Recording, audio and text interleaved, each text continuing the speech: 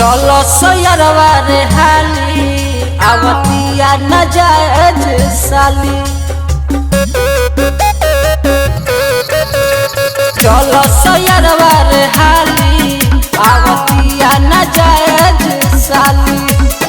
छकवा के बाजे बावे रे बच के देखे में मजा आई कि मोटा का माइक में गाना गाई डिम्पलवा डीजे पर कमर हिलाई कि मोटा का माइक में गाना गाई डिम्पलवा डीजे पर कमर हिलाई।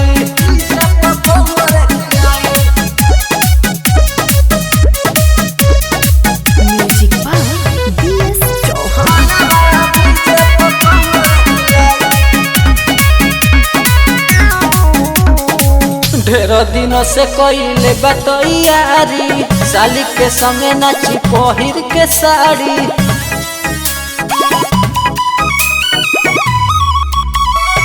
ढेर दिनों से कइले बतैयारी साली के संगे नाची पहिर के साड़ी। अरे मिली जुली के काटी के कबा सबके खिया के खाई कि मोटा का माइक में गाना गाई डिम्पलवा डीजे पर कमर हिलाई कि मोटा का माइक में गाना गाई डिम्पलवा डीजे पर कमर हिलाई।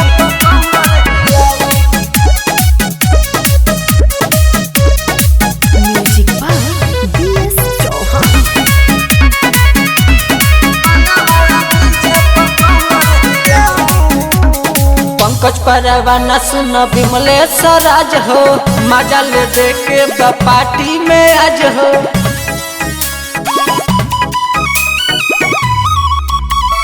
पंकज परवाना सुन विमलेश राज हो मजा ले देखे पार्टी में आज हो। साली के साथी पाजा में जाती दू चार गो सेल्फी खिंचाई कि मोटा का माइक में गाना गाई डिम्पलवा डीजे पर कमर हिलाई कि मोटा का माइक में गाना गाई डिम्पलवा डीजे पर कमर हिलाई।